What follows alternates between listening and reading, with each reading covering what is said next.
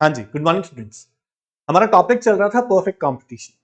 Perfect competition के features और perfect competition में जो फर्म है उसकी profit maximising condition through MCMR approach हम लोग पढ़ चुके हैं। और परफेक्ट कंपटीशन में किसी फर्म के सप्लाई कर्व की शेप क्या होती है, सप्लाई कर्व को कौन सा कर्व रिप्रेजेंट करता है, हमने पढ़ा सप्लाई कर्व को एमसी कर्व रिप्रेजेंट करता है, वो भी rising portion of MC curve, average variable cost से ऊपर वाला पोर्शन, क्योंकि एटलीस्ट फर्म को प्राइस में से अपनी एवीसी तो कवर करनी ही है। एवीसी भी कवर नहीं होगा तो फर्म को शट डाउन करना पड़ेगा। करेक्ट। उसके बाद एक टॉपिक आया कि क्या परफेक्ट कंपटीशन में कोई फर्म प्रॉफिट अर्न कर सकती है। ये टॉपिक हमने आज शुरू करना था बच्चों, कि परफेक्ट कंपटीशन में क्या कोई फर्म प्रॉफिट अर्न कर सकती है। सिंपल सा आंसर है, सभी फर्म मार्केट में है किस लिए बच्चों, प्रॉफिट अर्न करने के लिए। तो प्रॉफिट अर्न कर तो सकती है, देखो सिर्फ और सिर्फ प्रॉफिट हो ऐसा पॉसिबल तो नहीं है। परफेक्ट कंपटीशन में एक फर्म को प्रॉफिट के साथ साथ कभी कभी लॉस भी हो सकता है। अब प्रॉफिट के कितने टाइप्स है, कौन से टाइम पीरियड में कौन से प्रॉफिट हो सकते हैं, इसकी हम बात करेंगे। आपको याद होगा परफेक्ट कंपटीशन मार्केट का एक फीचर था कि लॉन्ग रन में परफेक्ट कॉम्पिटेटिव फर्म में एंट्री, परफेक्ट कंपटीशन मार्केट में एंट्री और एग्जिट फ्री होता है। अगर किसी फर्म को लग रहा है कि एग्जिस्टिंग फर्म प्रॉफिट अर्न कर रही है, अब नॉर्मल प्रॉफिट्स, तो वो फर्म एंटर करती थी और एंटर करने से मार्केट में कंपटीशन बढ़ जाता था और कंपटीशन बढ़ने से सेलर्स अब प्राइस डिक्रीज कर देते थे। प्राइस जब डिक्रीज करते थे तो फर्म अब नॉर्मल प्रॉफिट से फिर से नॉर्मल प्रॉफिट पे आ जाती थी बच्चों। ऐसे ही लॉस भी नहीं होते थे लॉन्ग रन में, क्योंकि लॉस जब हो रहे तो फर्म एग्जिट करना शुरू करती थी। जब फर्म एग्जिट करती थी तो नंबर ऑफ सेलर्स कम हो जाता था। जब नंबर ऑफ सेलर्स कम होता था तो प्राइस वापस बढ़ने शुरू हो जाते थे।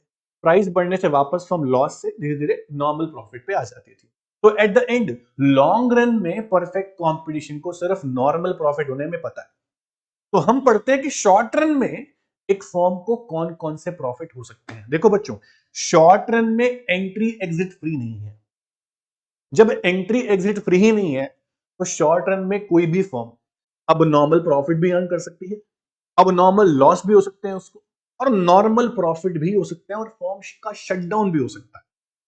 मैं आपको पढ़ाऊंगा कि शॉर्ट रन में एक परफेक्ट कॉम्पिटेटिव फर्म को अब नॉर्मल प्रॉफिट कब होगा, नॉर्मल प्रॉफिट कब होगा, अब नॉर्मल लॉस कब होगा और शटडाउन कब होगा। फिर पढ़ेंगे लॉन्ग रन में परफेक्ट कंपटीशन को कौन से प्रॉफिट होते हैं डिटेल में विद डायग्राम। आपको आज क्या याद रखना है, जो भी टॉपिक आज होगा उन सब डायग्राम्स में सब प्रॉफिट की अपनी अपनी कंडीशंस है। उन कंडीशन को आपको अच्छे से याद रखना है, कंडीशन के ऊपर ही क्वेश्चंस बनेंगे। तो बने रहिएगा क्लास में, ध्यान से सुनिएगा। टॉपिक हमारा क्या है बच्चों, कि can a competitive firm earn profit. Answer is yes, loss भी हो सकता है, प्रॉफिट भी हो सकता है। सबसे पहले बात करते हैं शॉर्ट रन की। तो in the short run competitive firm को तीन तरह के प्रॉफिट्स, सबसे पहला सर अब नॉर्मल प्रॉफिट हो सकता है। दूसरा, देखो एंट्री एग्जिट फ्री नहीं है शॉर्ट रन में बच्चों, एंट्री एग्जिट फ्री नहीं है, तो अब नॉर्मल प्रॉफिट के अलावा अब नॉर्मल लॉस भी हो सकता है, अब नॉर्मल लॉस भी फर्म को हो सकता है। उसके अलावा फर्म नॉर्मल प्रॉफिट भी अर्न कर सकती है, जिसे बोलते हैं हम जीरो नॉर्मल प्रॉफिट भी। ठीक है, जीरो प्रॉफिट भी इसको आप कह सकते हो। उसके अलावा अगर शॉर्ट रन में एक कॉम्पिटिटिव फर्म अपने प्राइस में से एवरेज वेरिएबल कॉस्ट भी कवर नहीं कर पा रही है तो शट डाउन भी हो सकता है। तो शॉर्ट रन में ये चार बातें पॉसिबल है, ये चार पॉसिबिलिटीज हैं कि शॉर्ट रन में जो परफेक्ट कॉम्पिटिटिव फर्म को हो सकती है। सबसे पहले ये पढ़ते हैं कि एक फर्म को अब नॉर्मल प्रॉफिट्स कब होंगे, एक फर्म को अब नॉर्मल प्रॉफिट्स कब होंगे, ध्यान से सुनिएगा बच्चों। सबसे पहले आते हैं अब नॉर्मल प्रॉफिट पे। ठीक है, तो अब नॉर्मल प्रॉफिट एक फर्म को तब होंगे जब फर्म की एवरेज रेवेन्यू, ध्यान से सुनिएगा बच्चों, जब फर्म की एवरेज रेवेन्यू ज्यादा हो एवरेज कॉस्ट से, excess of revenue over the cost अगर है तो हम बोलेंगे अब नॉर्मल प्रॉफिट है फर्म। अगर ऐसा होता है तो फर्म अर्न कर सकती है अब नॉर्मल प्रॉफिट।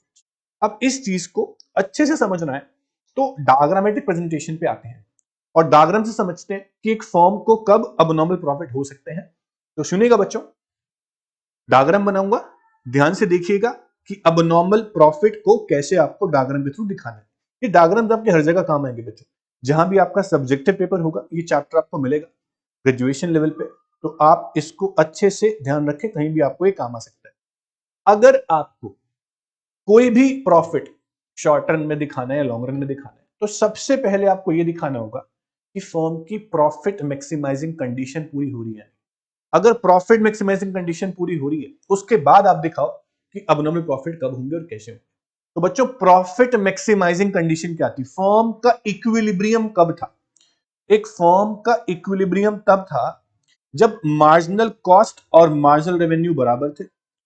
दूसरी कंडीशन, मार्जिनल कॉस्ट ज्यादा थी मार्जिनल रेवेन्यू से after MC equals to MR. सबसे पहले आप इक्विलिब्रियम बनाओगे। जब भी आप अबनॉर्मल प्रॉफिट को शो करना चाहते हो, सबसे पहले आप इक्विलिब्रियम बनाओगे एक फर्म का। तो इक्विलिब्रियम के लिए आपको क्या चाहिए बच्चों? उसके लिए सबसे पहले आपको चाहिए M R equals to A R. Correct है एकदम, M R equals to A R. जब M R equals to A R बन जाएगा, उसके बाद आप बनाओगे मार्जिनल कॉस्ट। ये आपका बच्चों मार्जिनल रेवेन्यू हो गया, is equals to A R. Marginal cost curve की शेप क्या होती है बच्चों? यू शेप होती है। ये मार्जिनल कॉस्ट कर्व बन गया। यहां पर O Q level of output पे फर्म का इक्विलिब्रियम आ गया। यहां तक आपको कोई डाउट नहीं होगा। ओपी फर्म का प्राइस है। ठीक है बच्चों। अब नॉर्मल प्रॉफिट की कंडीशन आपको क्या सिखाई है बच्चों? अब नॉर्मल प्रॉफिट तब होंगे जब फर्म की एवरेज रेवेन्यू ज्यादा होगी एवरेज कॉस्ट से। ये आपकी एवरेज रेवेन्यू है। एवरेज कॉस्ट कर्व की शेप क्या होती है? यू शेप होती है। सर, कंडीशन है A are is greater than EC. तो आपका एवरेज कॉस्ट जो है वो एवरेज रेवेन्यू कर्व से नीचे बनना चाहिए या ऊपर? सर, अगर आपने एवरेज कॉस्ट ऊपर बनाया, इसका मतलब आपकी एवरेज कॉस्ट ज्यादा है, एवरेज रेवेन्यू कम है। अगर आपने एवरेज कॉस्ट कर्व नीचे बनाया, तो आपकी एवरेज रेवेन्यू ज्यादा है और एवरेज कॉस्ट कम है। ये आपको दिखाना है। तो आपको एवरेज कॉस्ट कर्व को एवरेज रेवेन्यू से नीचे बनाना चाहिए। एवरेज कॉस्ट कर्व की शेप क्या होती है आपको याद होनी चाहिए। एवरेज कॉस्ट कर्व की शेप होती है यू शेप। और ध्यान रहे, marginal cost curve average cost curve को मिनिमम पॉइंट पे कट भी करता है, वो भी आपको ध्यान रखना है। ध्यान से देखो, मैं एवरेज कॉस्ट कर्व को कहां से शुरू कर रहा हूं और कैसी शेप दे रहा हूं। मार्जिनल कॉस्ट कर्व क्या एवरेज कॉस्ट कर्व को कट कर रहा है या नहीं? देखो बच्चों, मार्जिनल कॉस्ट कर्व ये आपका नीचे बना हुआ है। एवरेज कॉस्ट कर्व मैंने बनाया यू शेप। ध्यान से देखो, marginal cost curve average cost curve को कट कर रहा है उसके मिनिमम पॉइंट पे। तो अब आपने ये देखो, सबसे पहले क्या किया, एवरेज रेवेन्यू होनी चाहिए थी ग्रेटर देन एवरेज कॉस्ट। तो ए आर कर्व आपका ऊपर है और एसी कर्व आपका नीचे है। जो आपकी O Q level of output है, इसको आप देखो। O Q level of output पे जो आपकी एवरेज रेवेन्यू है वो है बच्चा ई से लेकर क्यू तक। मेरी बात सुनना, ई से लेकर क्यू तक क्या है? ये आपकी प्राइस है, एवरेज रेवेन्यू है, ई से लेकर क्यू तक। मैं लिख सकता हूं कि एट ओ क्यू, ये O Q level of output है, O Q level of output पर जो आपकी एवरेज रेवेन्यू है वो है क्या बच्चों? ई से लेकर क्यू तक। यहां तक कोई डाउट आपको? ई से लेकर क्यू तक एवरेज रेवेन्यू है। अब इसी आउटपुट पे जो आपकी एवरेज कॉस्ट है वो कितनी है? देखो बच्चों, एक पॉइंट आपको दिख रहा होगा जहां एवरेज कॉस्ट कर्व आउटपुट को कट कर रहा है। इसे नाम देते हैं हम एफ पॉइंट। इसे नाम देते हैं F point. O Q level of output पे जो एवरेज कॉस्ट है वो ये है बच्चों। ये डॉटेड लाइन देखो आप, इतनी आपकी एवरेज कॉस्ट है P1। ओ P1 बोल दो या फिर F से लेकर Q तक, ये आपकी एवरेज कॉस्ट है। F से लेकर Q तक। ध्यान से देखो बच्चों, EQ आपकी एवरेज रेवेन्यू है और FQ जो है वो आपकी एवरेज कॉस्ट है। मेरी बात समझना। तो EQ एवरेज रेवेन्यू और FQ एवरेज कॉस्ट। अगर मैं निकालना चाहूं पर यूनिट ऑफ आउटपुट का प्रॉफिट, यानी कि पर यूनिट प्रॉफिट निकालना चाहता हूं, तो एवरेज मेरे पास है। एवरेज रेवेन्यू में से अगर मैं एवरेज कॉस्ट माइनस करूं, सर आपको याद है total revenue minus total cost profit होता है, वो टोटल प्रॉफिट निकालते हैं हम। यहां हम निकाल रहे हैं पर यूनिट प्रॉफिट, एक यूनिट का प्रॉफिट। तो एवरेज रेवेन्यू से माइनस कर रहा हूं एवरेज कॉस्ट को। एवरेज रेवेन्यू मेरे पास है बच्चा ई से लेकर क्यू तक, और एवरेज कॉस्ट है एफ से लेकर क्यू तक। मेरे पास प्रॉफिट जो आता है वो आता है ई एफ। समझ में आया कि नहीं? ई एफ जो है वो मेरा प्रॉफिट है, लेकिन मेरे को निकालना है टोटल प्रॉफिट। ये पर यूनिट प्रॉफिट है, मुझे निकालना है टोटल प्रॉफिट। टोटल प्रॉफिट कैसे निकालूंगा, ध्यान से सुनना। टोटल प्रॉफिट का फॉर्मूला हमारे पास है। टोटल प्रॉफिट कितना हुआ फर्म को? सर अगर मैं ओक्यू आउटपुट को मल्टीप्लाई कर दूं जितना मुझे पर यूनिट प्रॉफिट हुआ है उससे। देखो बच्चों, मेरा जो आउटपुट है वो है ओ से लेकर क्यू तक, या फिर बोल सकता हूं मैं कि P1 से लेकर F तक मेरी इतनी आउटपुट जो है वो प्रोड्यूस हुई है, P1 से लेकर F तक। तो P1F को अगर मैं मल्टीप्लाई कर दूं जो मुझे पर यूनिट का प्रॉफिट हुआ है, मतलब कि EF। P1F क्या है मेरी? ये सर मेरी आउटपुट है, क्वांटिटी है। और EF क्या है मेरा? ये मेरा पर यूनिट का प्रॉफिट है। तो पर यूनिट प्रॉफिट को मल्टीप्लाई कर दिया मैंने टोटल क्वांटिटी ऑफ आउटपुट से, तो मेरे पास ये पूरा बॉक्स आ जाएगा। ये पूरा बॉक्स टोटल प्रॉफिट का है, जो कि बराबर होगा P, P1, F और E के। P, P1, F और E के बराबर जो है ये मेरा टोटल प्रॉफिट है बच्चों। क्या है? Total profit. तो टोटल प्रॉफिट आपका हुआ P, P1, E, F। ये आपका अबनॉर्मल प्रॉफिट कहा जाएगा। तो एक फर्म को अबनॉर्मल प्रॉफिट तब होंगे जब फर्म की एवरेज रेवेन्यू ज्यादा होगी एवरेज कॉस्ट से। ठीक है, आपकी एवरेज रेवेन्यू थी सर ई से लेकर क्यू तक, आपकी एवरेज कॉस्ट थी एफ से लेकर क्यू तक, और प्रॉफिट आपका हुआ AR minus AC E Q minus F Q, that is EF. ये आपका प्रॉफिट हो गया पर यूनिट। आपने निकालना है टोटल, तो आप इसको मल्टीप्लाई कर दो इस आउटपुट से, आपको टोटल प्रॉफिट मिल जाएगा जो कि पूरा बॉक्स मिलेगा। इसको बोलेंगे आप सर अबनॉर्मल। बहुत ही सिंपल तरीके से समझाया। आपको समझ में नहीं आया, आप वीडियो को दोबारा देखो, समझो, बड़े आराम से समझ में आएगा, एक एक करके समझो। फिर भी समझ में नहीं आता तो आगे नॉर्मल प्रॉफिट भी है, लॉस भी है, वो समझो, सारा कुछ समझ में आ जाएगा आपको। अभी देखो यहां पर हमने निकाला अब नॉर्मल प्रॉफिट। एक फर्म को शॉर्ट रन में अब नॉर्मल प्रॉफिट की बजाय नॉर्मल प्रॉफिट भी हो सकते हैं बच्चों। एक फर्म को अब नॉर्मल प्रॉफिट की बजाय नॉर्मल प्रॉफिट भी हो सकते हैं सर। एक फर्म को नॉर्मल प्रॉफिट कब होंगे? जब एवरेज रेवेन्यू बराबर होगी एवरेज कॉस्ट के। एवरेज रेवेन्यू बराबर होगी एवरेज कॉस्ट के। सुनना बच्चों ध्यान से। अब बात करते हैं एआर की। तो जब भी हम एआर की बात करते हैं परफेक्ट कंपटीशन में, तो माइंड में आता है कांस्टेंट है, प्राइस तो सेम होते हैं।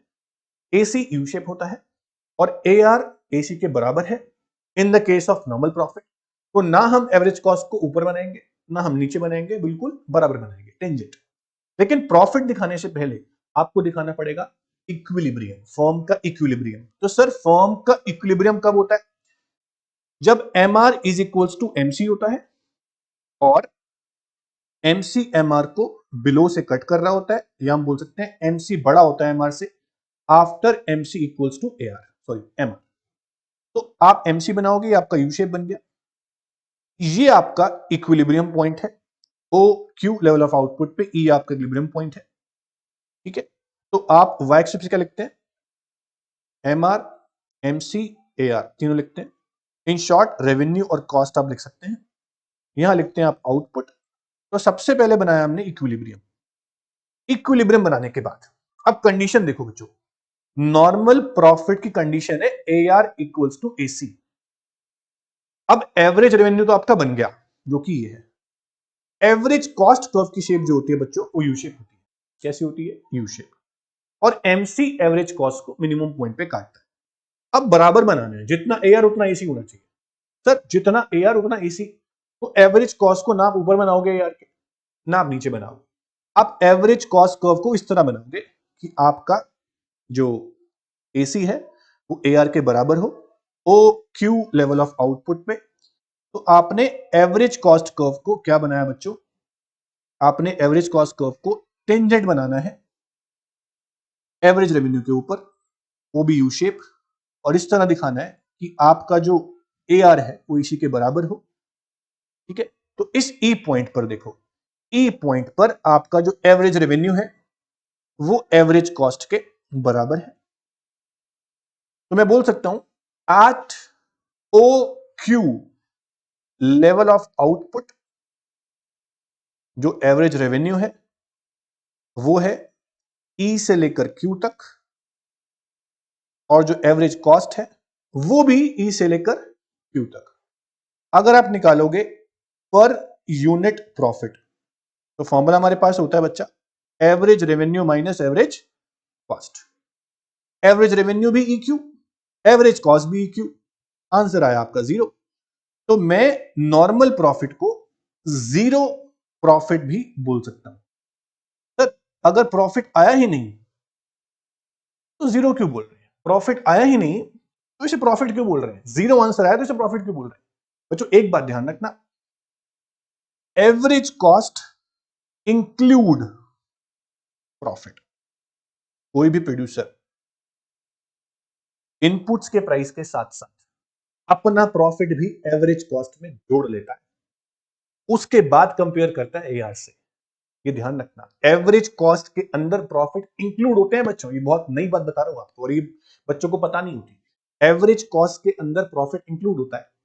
तो यहां पे इतना प्रॉफिट एटलीस्ट है कि एक एंटरप्रेन्योर, एक बिजनेसमैन, एक प्रोड्यूसर अपना बिजनेस को नॉर्मल रूटीन बेस पे रन अप कर पा रहा है। ठीक है, तो इसको हम जीरो प्रॉफिट भी बोल सकते हैं, बट एवरेज कॉस्ट के अंदर प्रॉफिट इंक्लूड है इसलिए इसको हम प्रॉफिट बोल रहे हैं।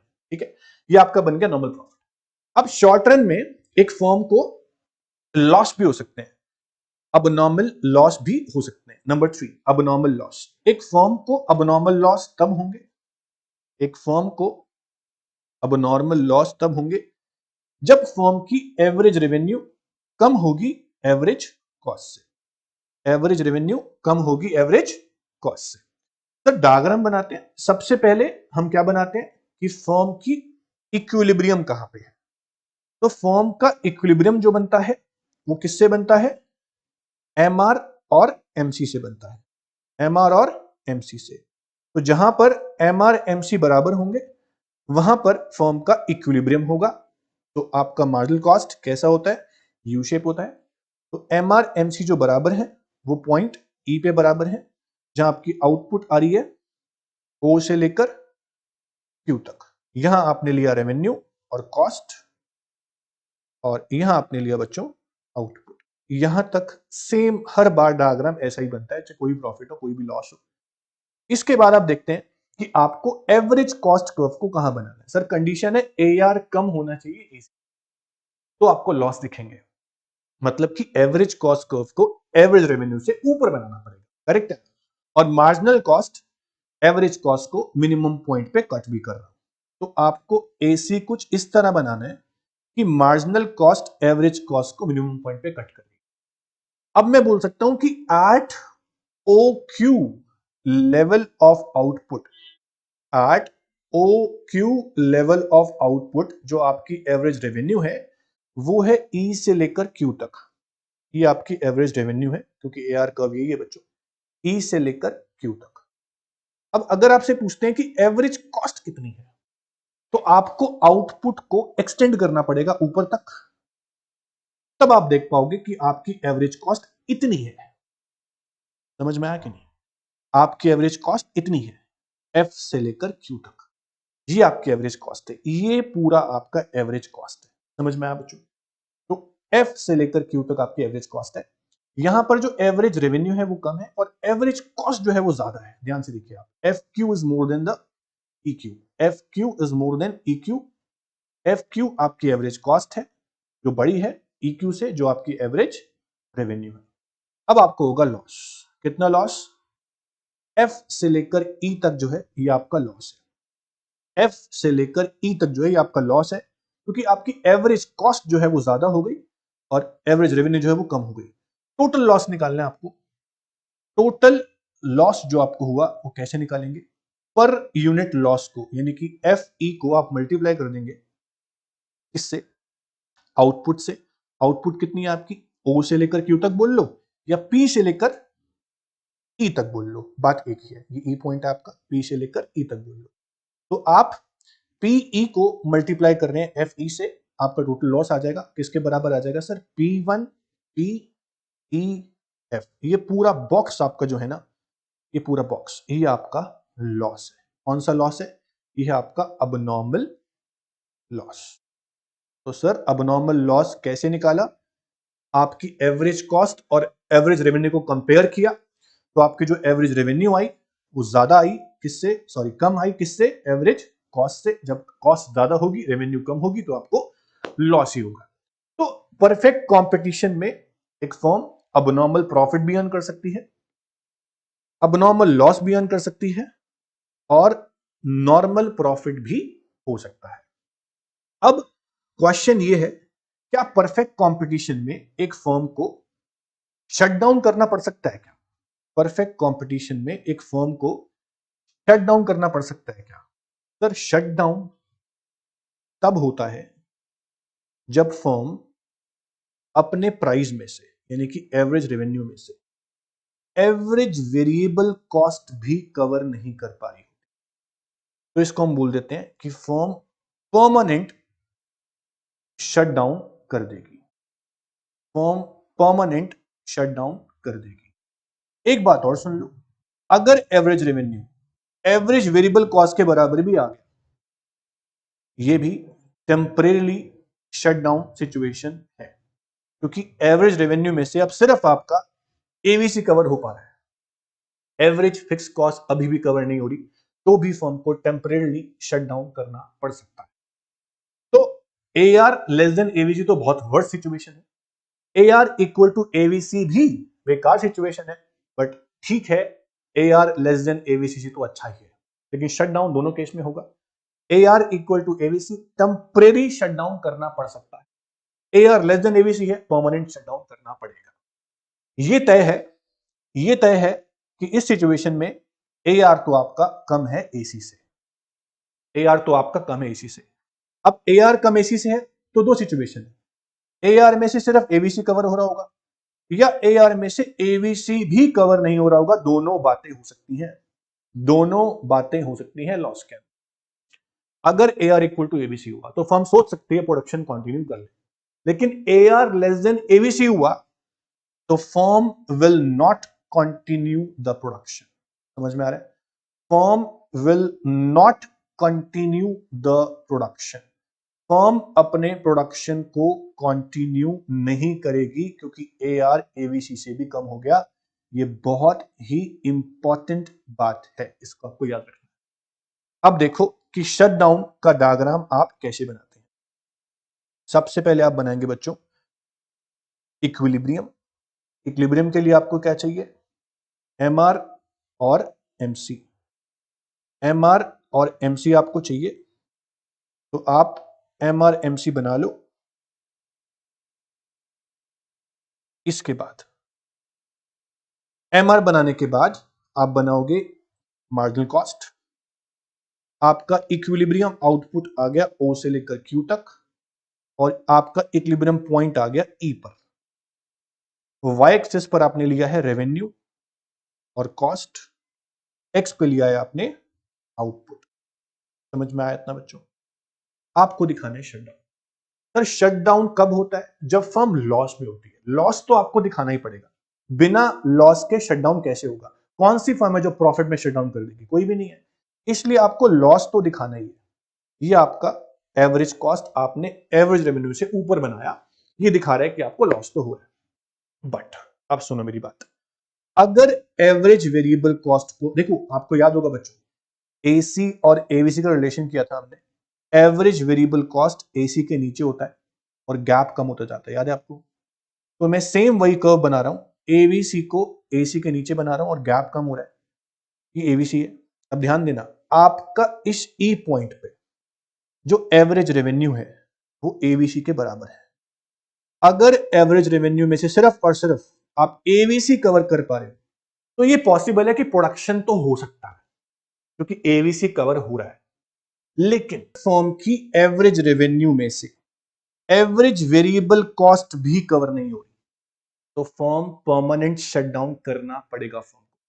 Firm will not continue the production.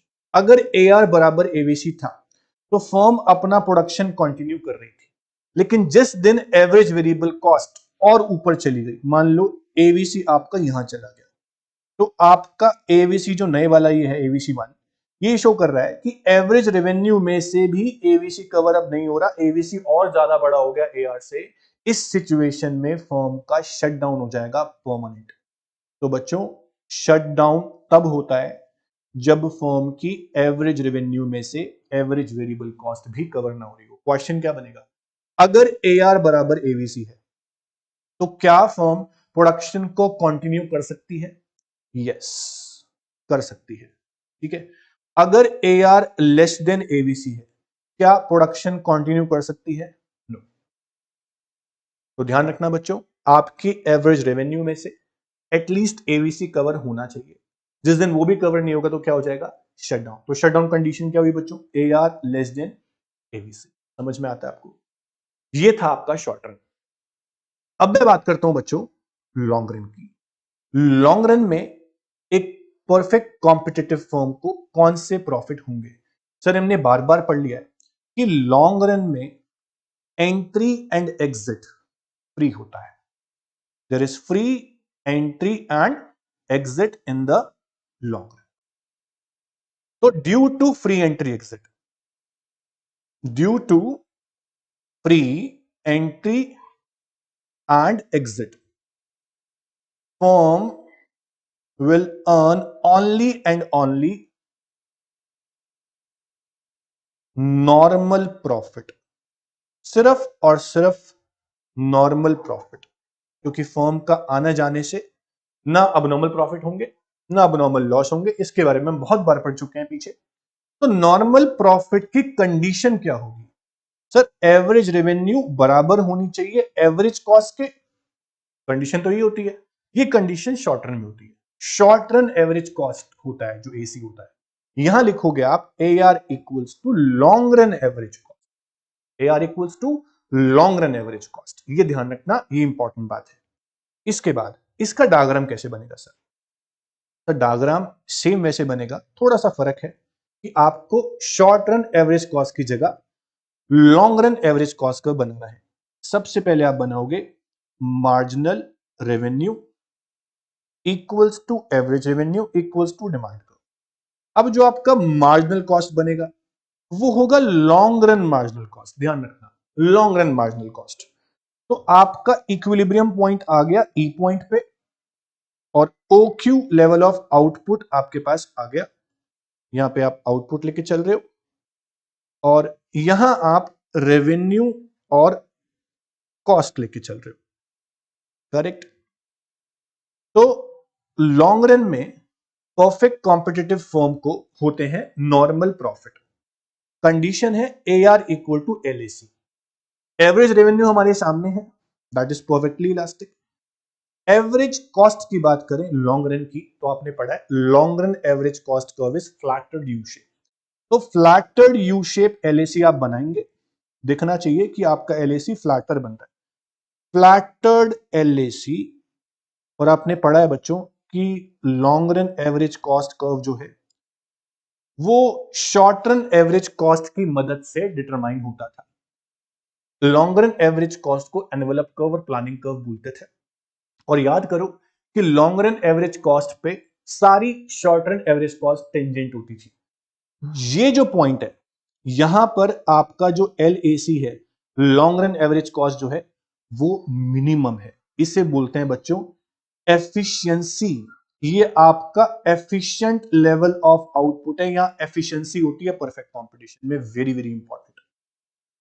और यहां पर आपका short run average cost curve जो है वो long run average cost curve के टेंजेंट होता है। आपको याद होगा क्योंकि SAC से ही आपका LAC आता था, आपको अच्छे से याद होगा। तो इस पॉइंट पे आप क्या देख रहे हो, आपका AR equals to MR equals to demand curve equals to LAC equals to long run marginal cost equals to short run average cost. सभी के सभी कर्व एक ही पॉइंट पे बराबर है। ऐसे ही मैं लॉन्ग रन मार्जिनल कॉस्ट की बात करूं तो शॉर्ट रन मार्जिनल कॉस्ट भी यहां पे आप बना सकते हो, क्योंकि long run marginal cost curve जो होता है वो short run cost marginal cost की मदद से फाइंड आउट होता है। ये है नॉर्मल प्रॉफिट की कंडीशन। सर लॉन्ग रन में सारी कॉस्ट, सारी रेवेन्यू, एवरेज और मार्जिनल की बात कर रहा हूं, टोटल की नहीं, सारी एवरेज कॉस्ट, सारी एवरेज रेवेन्यू, सभी मार्जिनल कॉस्ट और मार्जिनल रेवेन्यू एक ही पॉइंट पे बराबर है। तो मैंने यहां लिख दिया is equal to short run marginal cost भी। तो ये कंडीशन सिर्फ परफेक्ट कंपटीशन में होती है। इसको बोलते हैं एफिशिएंसी कंडीशन या एफिशिएंट लेवल ऑफ आउटपुट जो है वो परफेक्ट कंपटीशन में होता है, क्योंकि यहां पे सारी रेवेन्यू, सारी कॉस्ट एक साथ बराबर है। ये बहुत इंपॉर्टेंट वाला क्वेश्चन आपके पास है, बहुत ही इंपॉर्टेंट है, इसको आप ध्यान रखना बच्चों, वेरी वेरी इंपॉर्टेंट। ठीक है, अब इसके बाद परफेक्ट कंपटीशन में हमने पढ़ लिया कि एक फर्म शॉर्ट रन में सुपर नॉर्मल प्रॉफिट मतलब कि अबनॉर्मल प्रॉफिट अर्न कर सकती है। एक फर्म परफेक्ट कंपटीशन में शॉर्ट रन में नॉर्मल प्रॉफिट भी अर्न कर सकती है। ठीक है, जब एआर बराबर होगा एवरेज कॉस्ट के। शॉर्ट रन में एक फर्म को लॉस भी हो सकता है। ठीक है, जब एवरेज रेवेन्यू कम होगी, एवरेज कॉस्ट ज्यादा होगी। शॉर्ट रन में फर्म को शट डाउन भी हो सकता है, ये आप ध्यान रखना, शट डाउन भी हो सकता है। कंडीशन मैंने आपको बता दी बच्चों। उसके बाद देखो यह लिखा है, अगर एक फर्म अनएबल है एवीसी मीट करने में अपने प्राइस से, बेटर है कि वो शट डाउन कर दे। शट डाउन टेम्परेरी होगा, बट अगर मार्केट प्राइस बढ़ गया, एवीसी कवर होना शुरू हो गया, तो फर्म कंटिन्यू भी कर सकती है। ये बात हमने पढ़ ली बच्चों। लॉन्ग रन में परफेक्ट कंपटीशन में एक फर्म को नॉर्मल प्रॉफिट ही होते हैं, क्योंकि एंट्री एग्जिट फ्री होता है। देखो ये वाला जो पॉइंट है, यहां पे सभी cost MC, LMC, SSC, LAC, AR, MR सब बराबर है। तो यहां पे एक बात लिखी हुई है, in the long run LMR, LMC, LAC, LAR price सब बराबर है। Long run marginal revenue, long run marginal cost, long run average cost, long run average revenue. यहां पे आप लिख सकते हो शॉर्ट रन एवरेज कॉस्ट या शॉर्ट रन मार्जिनल कॉस्ट भी। ठीक है, तो इसे बोलते हैं ऑप्टिमम लेवल ऑफ आउटपुट। ठीक है, ऑप्टिमम कॉस्ट आपकी यहीं पर होती है जहां एलएसी आपका मिनिमम होता है। तो इस बात को आप ध्यान रखें बच्चों। ठीक है, यहां तक आपको कोई डाउट बच्चों? इस पे आने के बाद आपके पास मोनोपोली टॉपिक बचता है बच्चों। तो ये परफेक्ट कंपटीशन था। परफेक्ट कंपटीशन में फर्म का इक्विलिब्रियम हमने दिखा दिया, जो कि ये है। इसी के साथ अगर मैं इंडस्ट्री की बात करूं, देखो बच्चों इसी डायग्राम में ये प्राइस किसने दिया है? ये प्राइस इंडस्ट्री ने दिया है फर्म को, जो डिमांड और सप्लाई से आया था। करेक्ट है ना? डिमांड और सप्लाई से जो प्राइस आया था वो प्राइस इंडस्ट्री ने फर्म को दिया था। तो फर्म का इक्विलिब्रियम यहां पर आ गया और इंडस्ट्री का इक्विलिब्रियम यहां पे आ गया। तो लॉन्ग रन में इक्विलिब्रियम दोनों का एक साथ दिखा दिया हमने, ये इंडस्ट्री का, करेक्ट है ना, और ये फर्म का। देखो बच्चों एक डायग्राम बना है नीचे, long run equilibrium of industry. ये इक्विलिब्रियम इंडस्ट्री का है जहां पे डिमांड सप्लाई बराबर है, और ये फर्म का है। ये प्राइस इंडस्ट्री ने किसको दिया? फर्म को दिया, और इस प्राइस पे फर्म का लॉन्ग रन में इक्विलिब्रियम आ गया। इससे अच्छी कोई बात हो नहीं सकती। करेक्ट है, इसे बोलते हैं ऑप्टिमम लेवल, और जो ओएम आउटपुट है इसे बोलेंगे optimum level of output. Very very important. तो परफेक्ट कंपटीशन जो है लॉन्ग रन में, in the long run perfect competition में market mechanism leads to optimal allocation of resources. Perfect competition में मार्केट मैकेनिज्म की वजह से, प्राइस मैकेनिज्म की वजह से ऑप्टिमम आउटपुट आ सकता है, ये ध्यान रखना। मिनिमम कॉस्ट आ सकती है और मैक्सिमम प्रॉफिट भी हो सकते हैं। देखो बच्चों परफेक्ट कंपटीशन में एक बहुत इंपॉर्टेंट बात है, परफेक्ट कंपटीशन का जो प्राइस होता है ना वो मार्जिनल कॉस्ट के बराबर ही होता है। आगे जो मार्केट पढ़ेंगे वहां पे क्या देखेंगे आप? वहां आप देखेंगे कि प्राइस मार्जिनल कॉस्ट से भी ज्यादा फर्म चार्ज कर सकती हैं इक्विलिब्रियम पर। ये मोनोपोली में होगा, मोनोपोलिस्टिक में भी होगा। अभी हमने आज क्या किया बच्चों? हमने आज परफेक्ट कंपटीशन को फिनिश कर लिया है। यूनिट नंबर 3 में 4 मार्केट्स हैं। परफेक्ट कंपटीशन का मीनिंग हमने पढ़ा, फीचर्स पढ़े, सप्लाई कर्व के बारे में पढ़ा। उसके बाद पढ़ा कि शॉर्ट रन और लॉन्ग रन में फर्म का इक्विलिब्रियम और फर्म को कौन कौन से प्रॉफिट्स हो सकते हैं, क्या कंडीशंस है उनकी, इवन शटडाउन भी पढ़ लिया। ऐसे ही सेम चलेगा मोनोपोली में, सेम चलेगा मोनोपोलिस्टिक में, और थोड़ा सा डिफरेंट है ओलिगोपोली आपका। ये चारों मार्केट्स होने के बाद आपका चैप्टर नंबर 4 फिनिश हो जाएगा, फिर हम क्वेश्चंस करेंगे। अब शुरू करते हैं बच्चों मोनोपोली मार्केट। तो मोनोपोली क्या है? देखो बच्चों, परफेक्ट कंपटीशन आप लोगों ने खत्म कर लिया विद मीनिंग एंड फीचर्स। हमने परफेक्ट कंपटीशन के सारे फीचर्स पढ़ लिए। तो मोनोपोली जो है वो बिल्कुल परफेक्ट कंपटीशन से डिफरेंट है, बिल्कुल अपोजिट है। कैसे? देखो बच्चों, large number of buyer seller थे, परफेक्ट कंपटीशन। मोनोपोली में क्या है? सिंगल सेलर है और लार्ज नंबर ऑफ बायर्स है।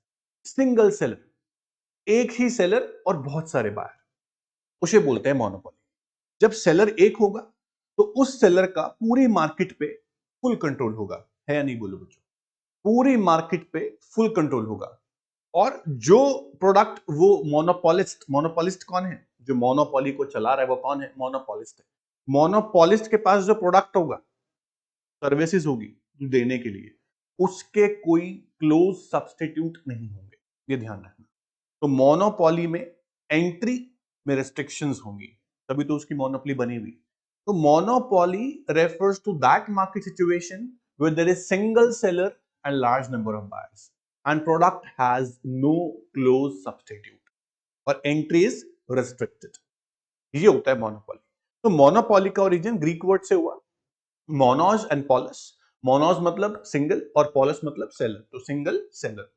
तो मोनोपोली के अंदर कुछ फीचर्स हैं बच्चों। फीचर्स करने से पहले आपको मैं एग्जांपल बता दूं कि मोनोपोली में एग्जांपल आप क्या दोगे आपकी इंडियन इकोनॉमी के हिसाब से। इंडिया के अंदर जो मोनोपोली है, हम बोलते हैं इंडियन रेलवेज की मोनोपोली है, क्योंकि इंडियन रेलवेज का कोई क्लोज सब्स्टिट्यूट नहीं है। आप बोलते हो सर मेट्रो है ना सब्स्टिट्यूट, बच्चों मेट्रो वो काम नहीं कर सकती जो रेलवे कर सकती है। क्लोज सब्स्टिट्यूट नहीं बोलेंगे, मेट्रो इज लिमिटेड, और रेलवे जो है पूरी इंडियन इकोनॉमी के अंदर डाइवर्सिफाइड है। तो इंडियन रेलवे हम बोलते हैं कि एग्जांपल है मोनोपोली का।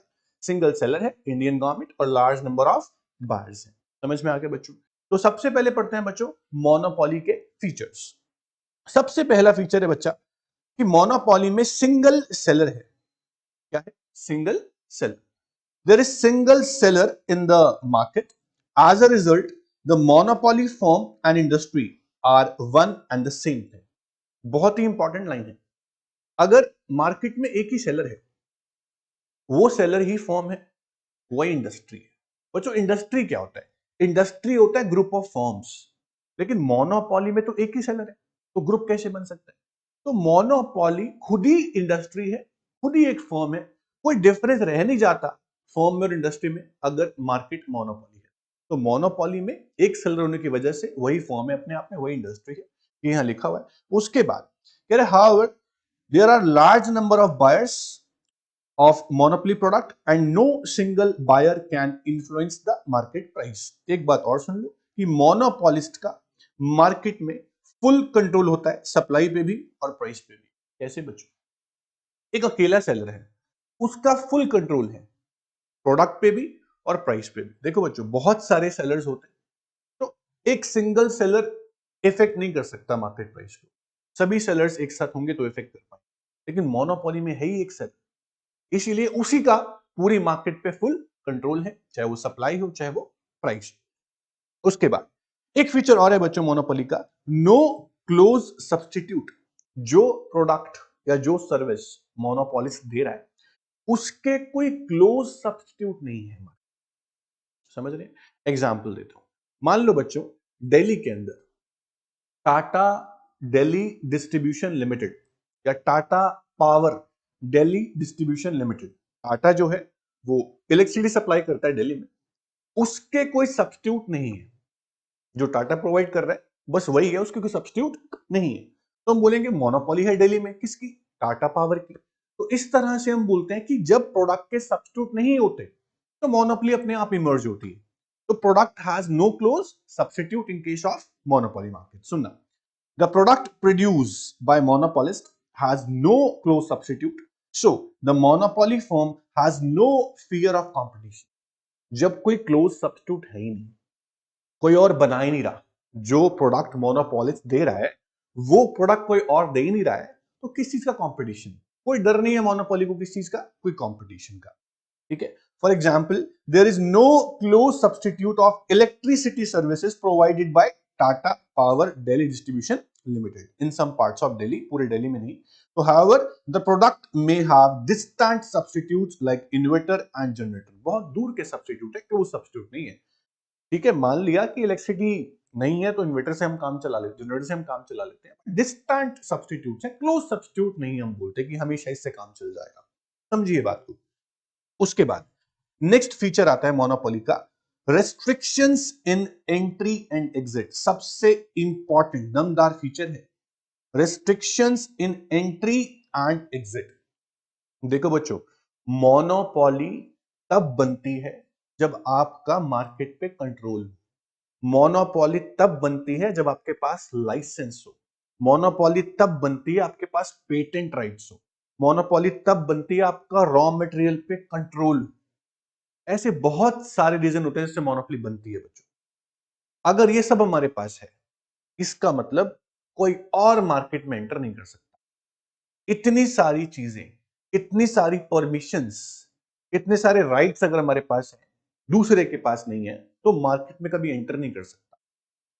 तो मोनोपोली मार्केट के अंदर एंट्री में और एग्जिट में रेस्ट्रिक्शंस हैं, ये ध्यान रखना। कोई भी फर्म ऐसी मार्केट में नहीं आ सकती जब वो चाहे, समझ रहे हो, क्योंकि मोनोपोली बनती है पेटेंट से, लाइसेंसिंग से, कंट्रोल ऑफ रॉ मटेरियल से, कंट्रोल ऑफ मार्केट से। आसान बात नहीं है, जिसका हो गया उसकी मोनोपोली बन गई, समझ रहे हो। तो restrictions in entry and exit, there exist strong barriers to entry of new firms and exit of existing firms. As a result, monopoly firm can earn abnormal profit in the long run. बच्चा entry ही नहीं है, long run में नई firm market में आ ही नहीं सकती, तो सारे प्रॉफिट उसी के जो मार्केट में अभी है। King of the market is monopoly, अब नॉर्मल प्रॉफिट अर्न करेगा लॉन्ग रन में, क्योंकि एंट्री ऑफ फर्म नहीं हो रहा है। याद है परफेक्ट कंपटीशन में क्या था, एंट्री फ्री थी। जब अब नॉर्मल प्रॉफिट होते थे फर्म्स को तो नई फर्म आती थी, नई फर्म के आने से कंपटीशन बढ़ता था, प्रॉफिट वापस नॉर्मल हो जाते थे। यहाँ पे एंट्री ही नहीं है। अगर अब नॉर्मल प्रॉफिट मोनोपोलिस्ट अर्न कर रहा है तो लॉन्ग रन में अब नॉर्मली अर्न करेगा, क्योंकि नई फर्म एंटर नहीं करेंगे बच्चों, समझ रहे हो।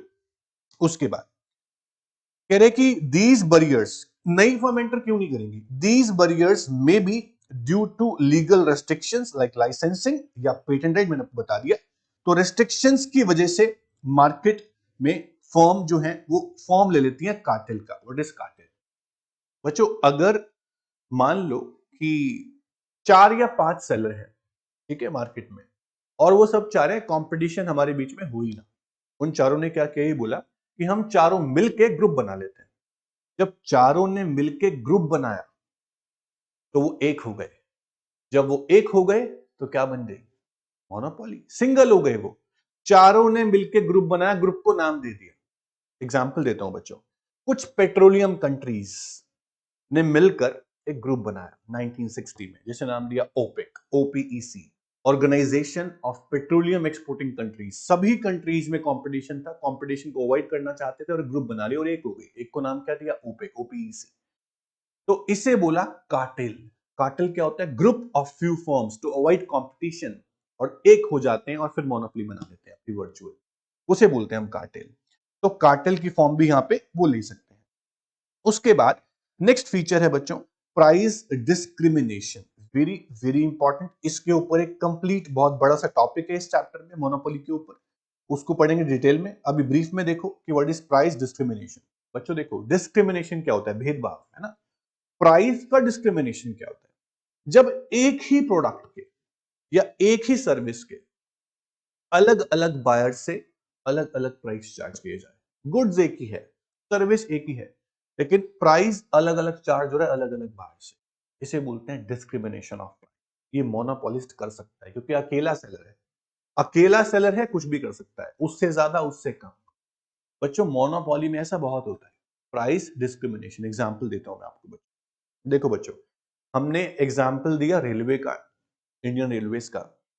इंडियन रेलवेज के अंदर आपने देखा होगा कि हम एसी क्लास में बैठते हैं, AC first class, AC second class, AC third class, तीनों की टिकट अलग अलग होती है, जाना हमें एक ही जगह होता है, जर्नल स्लीपर टिकट अलग होती है, जहां नाम एक जगह होता है।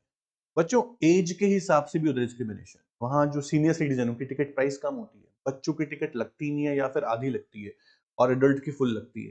तो ये क्या है, एक ही गुड या एक ही सर्विस के लिए अलग अलग प्राइस, इसे बोलते हैं प्राइस डिस्क्रिमिनेशन। ऐसा ही इलेक्ट्रिसिटी में भी होता है। अगर आप पावर इलेक्ट्रिसिटी का यूज घर में करते हैं रेजिडेंशियल पर्पज से, तो आपका यूनिट प्राइस जो होता है वो कम होता है। उसी इलेक्ट्रिसिटी को अगर आप कमर्शियल यूज करते हैं शॉप पे या फैक्ट्री में कहीं भी, तो उसका यूनिट प्राइस बढ़ जाता है। तो प्राइस डिस्क्रिमिनेशन मोनोपोलिस्ट कर सकता है बच्चों, ये फीचर है मोनोपोली का, प्राइस डिस्क्रिमिनेशन। तो a monopolist can charge different price for the same product from different consumers, इसे बोलते हैं प्राइस डिस्क्रिमिनेशन। तो प्राइस डिस्क्रिमिनेशन के तीन टाइप में एक्सप्लेन किए बच्चों, ध्यान से सुनना।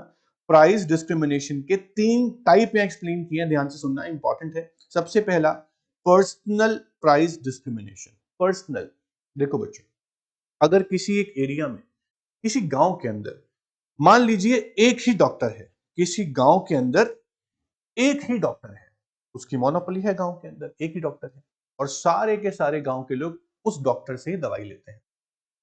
तो डॉक्टर ने क्या किया, अगर डॉक्टर को लगता है कि बहुत गरीब आदमी है, तो उससे प्राइस बहुत कम लिया, दवाई सेम दी, और जो ठीक है, जमींदार है या मिडिल क्लास है, उससे प्राइस जो चार्ज करता है वो किया।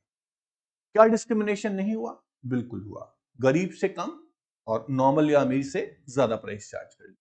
तो ऐसा डिस्क्रिमिनेशन कहलाता है पर्सनल प्राइस डिस्क्रिमिनेशन। समझ रहे हो बच्चों? ऐसे ही टीचर्स होते हैं, हम लोग होते हैं, लॉयर होते हैं, क्या करते हैं, गरीब है बच्चा, कोई बात नहीं, फीस नहीं लेंगे या फिर कम ले लेंगे, और जो रिच है या नॉर्मल है उनसे नॉर्मल फीस लेंगे। इसे बोलते हैं प्राइस डिस्क्रिमिनेशन। ऐसा हो सकता है अगर एक सिंगल सेलर मार्केट में हो तो। ठीक है बच्चों, तो पर्सनल प्राइस डिस्क्रिमिनेशन क्या है? In this, same product is sold at different price to different kinds of buyers. For example, railway ticket is cheaper for senior citizen as compared to young citizens. ये भी क्या है? Personal price discrimination है। ठीक है, उसके बाद next होता है बच्चों प्लेस प्राइस डिस्क्रिमिनेशन, जगह के हिसाब से अलग अलग। देखो बच्चों, इलेक्ट्रिसिटी के जो प्राइस हैं वो गांव में कम और शहरों में ज्यादा है। ये क्या है? प्लेस के हिसाब से हो गया। कई बार क्या होता है, पॉश एरिया में प्राइस बहुत ज्यादा होते हैं और जो बैकवर्ड एरिया वहां प्राइस कम होता है, इसे भी क्या बोलते हैं? Place price discrimination. बहुत ही सिंपल है। उसके बाद नेक्स्ट डिस्क्रिमिनेशन आता है बच्चों यूज, अकॉर्डिंग टू यूज। मैंने आपको बताया कि अगर आप इलेक्ट्रिसिटी का यूज रेजिडेंशियल पर्पज से कर रहे हैं तो प्राइस कम, अगर उसका यूज आप कमर्शियल एरिया में कर रहे हैं, शॉप्स पे या कहीं और फैक्ट्री में, तो उसका प्राइस ज्यादा होगा। यह अकॉर्डिंग टू यूज। इस तरह से डिस्क्रिमिनेशन मोनोपोलिस्ट कर सकता है। मोनोपोली का एक फीचर और है बच्चों, प्राइस मेकर। मोनोपोली मार्केट में जो फर्म है या इंडस्ट्री है, बोथ आर सेम, वो अपने प्रोडक्ट के प्राइस खुद सेट करते हैं। मोनोपोली के ऊपर कोई और इंडस्ट्री नहीं है। मोनोपोलिस्ट अकेला सेलर है, फुल कंट्रोल है मार्केट के ऊपर, तो अपना प्रोडक्ट का प्राइस खुद फिक्स कर सकता है। इसलिए बोलते हैं मोनोपोली को इटसेल्फ प्राइस मेकर। समझ में आया? तो in case of monopoly, firm and industry are the same, ये हमने पढ़ लिया। So firm has complete control over the industry output. As a result monopolist is a price maker and fix its own price. समझ में आ गया बच्चों? और अपने प्राइस के हिसाब से सप्लाई को भी चेंज कर सकता है। इसलिए हमने बोला कि मोनोपोलिस्ट का फुल कंट्रोल है प्राइस पे भी और सप्लाई पे भी। कंट्रोल प्राइस पे हो गया, सप्लाई पे समझ लो अपने आप ही हो गया। इसके अलावा अगर हम अपना दिमाग लगाएं बच्चों, तो एक फीचर और लिख सकते हैं कि मोनोपोली मार्केट के अंदर जो डिमांड कर्व है, डिमांड कर्व है या एआर कर्व है, उसकी शेप कैसी होती है? तो हम बोलेंगे बच्चों डिमांड कर्व की शेप डाउनवर्ड स्लोपिंग होती है। कैसी होती है? Downward sloping. क्योंकि मोनोपोलिस्ट अगर आउटपुट ज्यादा सेल करना चाहता है तो प्राइस कम करना पड़ेगा उसको, तभी मार्केट में डिमांड बढ़ेगी। तो demand curve is downward sloping, ये आप ध्यान रखना। और वैसे भी हमने जब ये टॉपिक पढ़ा था तो वहां ये देखा था कि मोनोपोली का जो डिमांड कर्व है वो लेस इलास्टिक होता है, और जो मोनोपोलिस्टिक का डिमांड कर्व है वो मोर इलास्टिक होता है। क्योंकि मोनोपोली के अंदर सब्स्टिट्यूट्स अवेलेबल नहीं होते, और जो मोनोपोलिस्टिक मार्केट है उसमें सब्स्टिट्यूट अवेलेबल होते हैं। ऐसा हमने पढ़ा था रेवेन्यू टॉपिक में। तो ध्यान रखना, मोनोपोली का डिमांड कर्व कैसा होता है, downward sloping and less elastic. उसके अलावा एक फीचर और बन सकता है कि मोनोपोली में कोई जरूरत नहीं है सेलिंग कॉस्ट इनकर करने की, नो सेलिंग कॉस्ट, कोई सेल्स प्रमोशन वगैरह एडवर्टीजमेंट पे खर्चा करने की कोई नीड यहां पर नहीं होती। तो एक फीचर बनता है नो सेलिंग कॉस्ट। ठीक है बच्चा। इसके बाद अब एक क्वेश्चन आता है, एक टॉपिक आता है कि क्या रीजन है कि मोनोपोली बन जाती है, reasons for emergence of monopoly. क्या रीजन है कि मोनोपोली बन जाती है। देखो बच्चों, मोनोपोली क्यों बनती है, मैंने आपको 4 बातें बताई। एक तो लाइसेंसिंग आपके पास है, जो लाइसेंस चाहिए आपने ले रखा है, पेटेंट राइट्स आपके पास है, आपका रॉ मटेरियल पे फुल कंट्रोल है और आपका मार्केट पे भी फुल कंट्रोल है। तो हम बोल सकते हैं कि या तो आपने कुछ फर्म ने मिलकर ग्रुप बना रखा है और आपका पूरा कंट्रोल हो गया मार्केट पे। तो बहुत सारे कुछ रीजन है। सबसे पहला रीजन है, देखो टॉपिक क्या है कि एक फर्म जो है वो कैसे और कब मोनोपोली एंजॉय कर सकती है। ठीक है, सबसे पहली बात कि लाइसेंसिंग। देखो बच्चों, अगर मार्केट में एंटर करना है तो लाइसेंसिंग चाहिए, किससे, गवर्नमेंट से। अगर लाइसेंस आपको मिल जाता है, परमिशन मिल जाती है, जो भी स्टैंडर्ड्स है मिनिमम, जो भी आपको वहां पे कंडीशंस टर्म्स पूरी करनी है आप पूरी कर लेते हो, तो आपकी मोनोपोली बन सकती है। दूसरा, अगर आपको पेटेंट राइट मिल जाते हैं, क्या मिल जाते हैं, पेटेंट राइट मिल जाते हैं। Certain big private companies are engage in research and development activity. At times, they come up with new products or new technologies. As a reward for the risk and investment in research, government grant them patent. The period for which patent rights are granted is known as the patent life. कभी कभी क्या होता है बच्चों, कुछ firm और कुछ industries research और डेवलपमेंट में लगी रहती हैं, नई इनोवेशंस, नया प्रोडक्ट, नई सर्विस निकालती हैं, उनको मार्केट में उतारना है, चलाना है, तो उसके लिए पेटेंट चाहिए। अगर उनको पेटेंट मिल जाता है, मान लो 10 साल के लिए एक कंपनी को पेटेंट मिल गया कि ये प्रोडक्ट आप चलाओगे और कोई नहीं चलाएगा, जो आपने रिसर्च किए, तो आपने खुद इन्वेंशन किए, खुद इनोवेशन किए, इस प्रोडक्ट को आप खुद चलाओगे और आपको मैंने पेटेंट दिया, 15 साल तक का पेटेंट दिया, तो 15 साल तक उस फर्म की जिसने रिसर्च की, इनोवेशन की, उसकी मोनोपोली बन गई, अकेला वही बेचेगा बस। और 15 साल का पेटेंट उसको मिल गया, तो 15 साल जो है वो पेटेंट लाइफ है। समझ गए बच्चों, इस तरह से मोनोपोली बन सकती है। उसके बाद मोनोपोली बन सकती है कार्टेल से। कैसे बच्चों, कार्टेल से। मैंने आपको बोला, मान लो एक मार्केट के अंदर या एक इकोनॉमी के अंदर, एक इंडस्ट्री के अंदर 4-5 फर्म्स हैं और 4-5 फर्म जो है वो चाहते हैं कि कंपटीशन हमारे बीच में ना हो, आपस में बातचीत करती, म्यूचुअल एग्रीमेंट करती हैं और ग्रुप बना लेती हैं। उस ग्रुप को हम बोल देते हैं कार्टेल। अब वो 4-5 अलग अलग नहीं रह गया, वो 4-5 एक हो गई, सिंगल हो गई, उसे बोलेंगे मोनोपोली।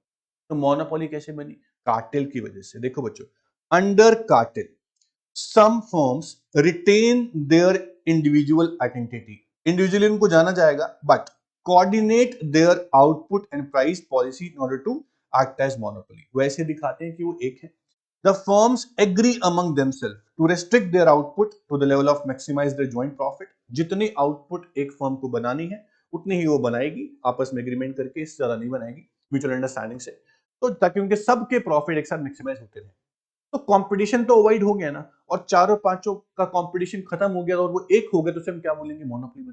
तो मोनोपोली बन सकती है किससे, कार्टेल से। एग्जांपल दे रहे हैं, cartel is organization of petroleum exporting country. Example है जो फॉर्म हुआ था 1960 में, that led to virtual monopoly in the oil market. ठीक है बच्चा। इसके बाद मोनोपोली तब भी बन सकती है जब आपका रॉ मटेरियल पे पूरा पूरा कंट्रोल हो। एग्जांपल देता हूं, मान लीजिए एक डायमंड की एक इंडस्ट्री है जिसका माइंस पे, डायमंड की जो माइंस होती हैं उस पे all over the world diamond की माइंस पे मान लो 80% माइंस पे फुल कंट्रोल है, क्या 80% पे, तो है तो बहुत ज्यादा मेजर कंट्रोल। अगर आपका प्रोडक्ट जो आप बनाने जा रहे हो, उस प्रोडक्ट के जो इनपुट है वो जहां से आती है, उस इनपुट के सोर्स पे आपका पूरा पूरा कंट्रोल है, तो आप ही मार्केट में किंग होगे। तो अगर आपका रॉ मटेरियल पे कंट्रोल काफी ज्यादा होता है तो आपकी मोनोपोली बन सकती है। एग्जांपल दे रहे हैं, monopoly also arise due to sole ownership और control of certain essential raw materials needed in particular industry. For example, De Beers company का नाम है, साउथ अफ्रीका की, control about 80% of world production of diamonds, क्योंकि उसका mines पे बहुत ज्यादा कंट्रोल है। चाहे 100% शेयर कंट्रोल नहीं है, फिर भी उसकी मोनोपोली है, क्योंकि लार्ज इनफ कंट्रोल है उसका, मार्केट को अफेक्ट कर सकता है बहुत अच्छे से। इसे बोलते हैं बच्चों, इसलिए मोनोपोली बन जाती है। तो ये सब थे फीचर्स। उसके बाद था कि वाई मोनोपोली अराइज। अब हम बात करते हैं बच्चों डिमांड कर्व की। ये बात हम रेवेन्यू कंसेप्ट में कर चुके हैं कि मोनोपोली का जो डिमांड कर्व होता है वो डाउनवर्ड स्लोपिंग होता है, क्योंकि मोनोपोली को अगर आउटपुट ज्यादा सेल करनी है तो मोनोपोली को प्राइस कम करना पड़ेगा। तो if they want to sell more output they have to reduce the price, ऐसा ही मोनोपोली करती है। A monopoly firm is like an industry as a single seller. उसके बाद बोल रहा है जिसकी सब्स्टिट्यूट कोई भी नहीं है। So monopolist has full freedom and power to fix the price of a product. इसलिए अगर demand of product is not in the control of monopoly firm, अगर वो चाहती है डिमांड बढ़े, ज्यादा बेच पाए, तो उसे प्राइस कम करना पड़ेगा, और वो कर सकती है। इसीलिए बोलते हैं कि अगर आउटपुट को ज्यादा सेल करना है तो प्राइस कम करना पड़ेगा। तो मोस्ट इन द केसेस हम क्या बोलते हैं कि डिमांड का कैसा होता है, डाउनवर्ड स्लोपिंग होता है। अगर प्राइस बहुत बढ़ा देंगे तो डिमांड कम भी हो सकती है ना बच्चों। देखो, डिमांड पे कंट्रोल हम बोलते हैं नहीं है, लेकिन सप्लाई पे कंट्रोल है, डिमांड पे तो नहीं है ना। अगर डिमांड को बढ़ाना है आपको तो आप प्राइस कम करो, ठीक है। और डिमांड बहुत ज्यादा कम हो रखी है, आप प्राइस कम कर दो, डिमांड बढ़ जाएगी। तो इनवर्स रिलेशन यहां पर आता है। इसलिए बोलते हैं मोनोपोली का डिमांड कर्व कैसा होता है बच्चों, downward sloping from left to right. और एक बात याद रखना, डाउनवर्ड स्लोपिंग तो मोनोपोलिस्टिक का भी होता है, लेकिन मोनोपोली का demand curve is less elastic, क्योंकि यहां पर प्रोडक्ट के कोई सब्स्टिट्यूट अवेलेबल नहीं है। तो less elastic and downward sloping आप याद रखेंगे बच्चों, ये मोनोपोली का डिमांड कर्व है, और इसको बोलेंगे आप downward sloping and less elastic. अगर हम बात करें मार्जिनल रेवेन्यू कर्व की, तो डिमांड कर्व तो एआर कर्व होता है बच्चा, और एमआर क्या होता है, एमआर एआर के नीचे बनता है। तो MR is always less than AR, ऐसा आपने पढ़ रखा है रेवेन्यू कॉन्सेप्ट में, ठीक है। तो डिमांड कर्व क्या शो करता है, a monopoly firm face downward sloping demand curve as more output can be sold only by reducing the price. As a result revenue generated from every additional unit, मतलब MR की बात कर रहे हैं, तो वो भी कैसा होगा, downward but less than AR, ये हमने पढ़ लिया। तो बच्चों मोनोपोली को डिमांड कंट्रोल करनी है, तो उसके को सेल्स प्रमोशन यहाँ है नहीं, एडवर्टाइजमेंट यहाँ कर नहीं सकते, क्योंकि एक सेलर है सिंगल, क्या करेगा। तो यहाँ पे जो डिमांड कंट्रोल होती है वो प्राइस के थ्रू की जाती है। अगर प्राइस कम कर दिया तो आप डिमांड बढ़ा सकते हो। Therefore demand curve is downward sloping from left to right. Clear, समझ में आ गया बच्चों यहाँ तक आपको। इसके बाद अब हम बात करते हैं बच्चों कि मोनोपोली के अंदर इक्विलिब्रियम निकालना हो, जैसे हमने परफेक्ट कंपटीशन में एक फर्म का इक्विलिब्रियम निकाला था through MR and MC approach, वैसे ही मोनोपोली मार्केट में भी आप फर्म का इक्विलिब्रियम डिटरमाइन कर सकते हो through MR and MC approach. मैंने आपको ये बोला था कि कोई भी मार्केट हो, परफेक्ट कंपटीशन हो, मोनोपोली हो, मोनोपोलिस्टिक हो, तीनों ही मार्केट के अंदर एमआर एमसी अप्रोच की कंडीशन सेम रहेंगी। उसी अप्रोच से आप इक्विलिब्रियम फाइंड आउट कर सकते हो तीनों फर्म का। अब देखो कि क्या डिफरेंस है परफेक्ट कंपटीशन के इक्विलिब्रियम में और मोनोपोली के फर्म के इक्विलिब्रियम में, या इंडस्ट्री बोथ आर सेम। देखो यहां लिखा है बच्चों, short run equilibrium of monopoly, या फिर इसको हम बोलते थे price and output determination. Condition क्या थी आपको याद है बच्चों, सेम कंडीशन फिर से यहां पर है कि MC should be equals to MR. दूसरी कंडीशन थी MC cut MR from below, या फिर MC is more than MR, MC is more than MR after MC equals to MR, ये कंडीशन थी, ठीक है। सेम कंडीशन यहां पर है। उसके बाद फिर बोल रहा है कि मोनोपोली जो है वो शॉर्ट रन में तीन तरह के प्रॉफिट अर्न कर सकता है, सुपर नॉर्मल, नॉर्मल और लॉस भी हो सकते हैं। कंडीशन जो पहले थी परफेक्ट कंपटीशन में, सेम वही कंडीशन फिर से यहां पर है। अगर AR ज्यादा होगा AC से तो अब प्रॉफिट, AR इक्वल टू होगा AC के नॉर्मल प्रॉफिट या जीरो प्रॉफिट, और AR अगर लेस देन AC होगा तो लॉस। अब इन सभी को हम डायग्रामेटिक प्रेजेंटेशन से समझते हैं कि शॉर्ट रन में मोनोपोली का इक्विलिब्रियम कैसे बन सकता है। अब ध्यान देना, देखो बच्चों, मोनोपोली के अंदर अगर आप चाहते हो price and output determination, price and output determination, तो आप कैसे कर सकते हो, या इसको हम बोल सकते हैं कि आप इक्विलिब्रियम निकालना चाह रहे हो फॉर्म का, फॉर्म्स इक्विलिब्रियम तो उसके लिए आपके पास क्या है बच्चों? उसके लिए आपके पास है अप्रोच, जिसे बोलते हैं MR and MC approach. Marginal revenue और मार्जिनल कॉस्ट अप्रोच के थ्रू आप शॉर्ट रन इक्विलिब्रियम निकाल सकते हो किसी भी फर्म का। तो कंडीशन क्या थी बच्चों? कंडीशन थी कि marginal revenue should be equals to marginal cost. दूसरी कंडीशन थी marginal cost should be greater than marginal revenue after MC equals to MR. ये बात समझ में आती है बच्चों आपको? अब कंडीशन ये है कि आपको ये पता होना चाहिए कि कौन सी मार्केट में क्या शेप होती है एमआर की, क्योंकि मार्जिनल कॉस्ट की शेप तो सबके लिए सेम है, यू शेप, लेकिन मार्जिनल रेवेन्यू की शेप हर मार्केट में बदल जाती है। परफेक्ट कंपटीशन में एमआर की शेप कांस्टेंट थी, पैरेलल टू एक्स एक्सिस। अब मोनोपोली में कैसी होगी आपको अच्छे से पता है कि मोनोपोली के अंदर एआर एमआर डाउनवर्ड स्लोपिंग होते हैं। तो आप जब इक्विलिब्रियम फाइंड आउट करोगे तो आप कैसे करोगे? सुनना बच्चों ध्यान से। तो ग्राफ में आप क्या करोगे? आप एक्स एक्सिस पर सबसे पहले लोगे यहां पर आउटपुट, और वाई एक्सिस पे आप लोगे बच्चों रेवेन्यू एंड कॉस्ट। ठीक है, रेवेन्यू एंड कॉस्ट।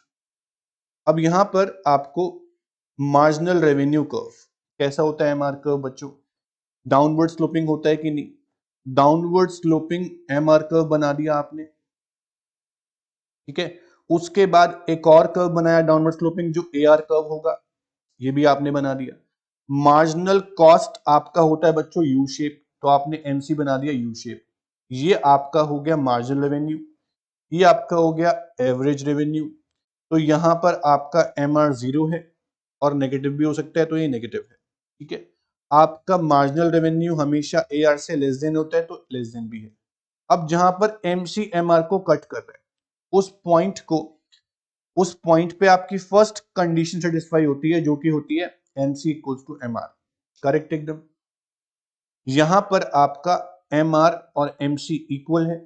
दूसरी कंडीशन ये होती है कि एमआर एमसी बराबर होने के बाद एमसी बड़ा होना चाहिए एमआर से। देखो बच्चों, ये एमसी है, ये एमआर है। ऑब्वियसली बात है, इस इक्विलिब्रियम पॉइंट के बाद अगर आप देखें तो आपका एमसी बड़ा भी है एमआर से। तो ई point is the equilibrium point for monopoly market. तो यहां होगा फर्म का इक्विलिब्रियम। इस चीज को आप समझा सकते हो।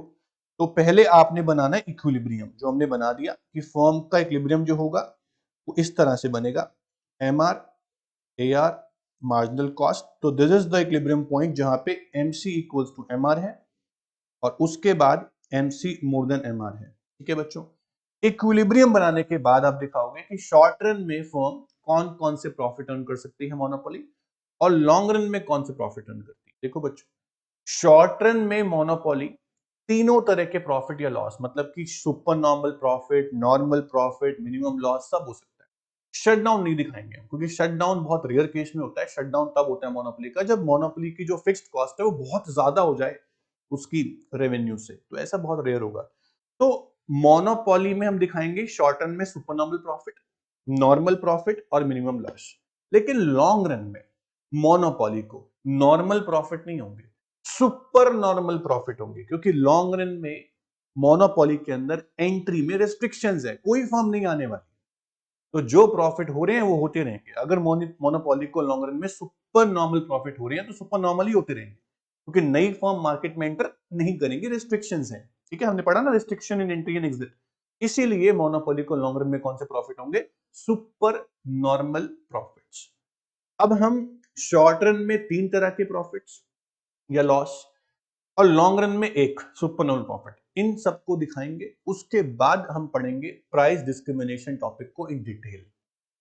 ठीक है बच्चों, तो अभी आप ये देखो कि मोनोपोली को शॉर्ट रन में कितने तरह के प्रॉफिट या लॉस हो सकते हैं। तो सबसे पहला है monopoly can earn super normal profit in short run. ठीक है बच्चों, कंडीशन है average revenue more than average cost. जब फर्म की एवरेज रेवेन्यू ज्यादा होगी एवरेज कॉस्ट से तो होंगे सुपर नॉर्मल प्रॉफिट। अगर एवरेज रेवेन्यू बराबर है एवरेज कॉस्ट के तो होंगे नॉर्मल प्रॉफिट, और एवरेज रेवेन्यू कम है एवरेज कॉस्ट से तो होंगे बच्चों लॉस।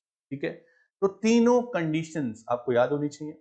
लॉन्ग रन में अगर हम बात करें, लॉन्ग रन में देखो ये शॉर्ट रन था, लॉन्ग रन में मोनोपोली को होंगे सुपर नॉर्मल यानी कि अबनॉर्मल प्रॉफिट्स, क्योंकि लॉन्ग रन में एंट्री जो है वो रेस्ट्रिक्टेड है नई फॉर्म्स की और पुरानी फॉर्म की एग्जिट भी रेस्ट्रिक्टेड है। तो कंडीशन होगी AR more than long run average cost, ये कंडीशन आपको याद करनी है। तो short run long run condition याद करनी है। इसके बाद जब नेक्स्ट क्लास में हम ये डिटेल में डायग्राम्स को बनाएंगे और देखेंगे कौन से प्रॉफिट सुपरनॉर्मल है, कैसे होते हैं, डायग्राम कैसे बनता है। देखो डायग्राम के बिना आपके माइंड में ना इमेज कैप्चर नहीं होगी, आपको लॉन्ग टाइम तक लास्टिंग इंपैक्ट चाहिए माइंड के अंदर, और डायग्राम देखने पड़ेंगे। बिना डायग्राम, देखो कंडीशन हमें याद होगी, क्वेश्चन बनेंगे तो हम कर लेंगे, बट डायग्राम बनाना जरूरी है। डायग्राम से आपको समझ में आता है कि कौन से प्रॉफिट कब और कैसे होते हैं। तो नेक्स्ट क्लास में पहले शुरू करते हैं हम क्लास को, क्या करेंगे, मोनोपोली के शॉर्ट रन प्रॉफिट या लॉस को डायग्राम से बनाएंगे और लॉन्ग रन को भी बनाएंगे। उसके बाद पढ़ेंगे प्राइस डिस्क्रिमिनेशन इन मोनोपोली कैसे होता है डिटेल में। फिर शुरू होगा हमारा मोनोपोलिस्टिक कंपटीशन। तो आज हमने जितना भी किया बच्चों, परफेक्ट कंपटीशन कर लिया, उसके फीचर्स, उसके डायग्राम, बहुत कुछ कर लिया। परफेक्ट कंपटीशन के short run long run equilibrium भी हमने कर लिए। उसके बाद मोनोपोली के फीचर्स, मोनोपोली के रीजंस ऑफ इमर्जेंस, उसके बाद शॉर्ट रन में क्या होता है हमने पढ़ा, इंट्रोडक्शन हमने पढ़ लिया। अब नेक्स्ट क्लास में पढ़ाऊंगा आपको मोनोपोली शॉर्ट रन में कौन से प्रॉफिट्स कैसे अर्न कर सकते हैं डायग्राम के थ्रू, और लॉन्ग रन भी। ठीक है बच्चों, तो आज की क्लास को बहुत अच्छे से रिवाइज करना, नोट्स बनाना, डायग्राम की प्रैक्टिस बहुत चाहिए होगी आपको, तभी बात बनेगी। देखो परफेक्ट कंपटीशन में जितने भी डायग्राम ने बनाए वो सब बनाकर देखो, वो डायग्राम बनाने के बाद कंडीशन आपको अपने आप याद हो जाएगी। ठीक है, तभी आपको मोनोपोली के डायग्राम नेक्स्ट क्लास में समझ में आएंगे। तो परफेक्ट कंपटीशन के डायग्राम टिप्स पे रखो, मोनोपोली के अपने आप समझ में आएंगे, और मोनोपोलिस्टिक के भी आगे फिर सेम है। तो परफेक्ट को जो है उसका बेस अच्छे से स्ट्रॉन्ग करके रखो बच्चों। तो नेक्स्ट क्लास में हम करेंगे नेक्स्ट आगे के टॉपिक्स। आज के लिए इतना ही बच्चों, थैंक यू सो मच।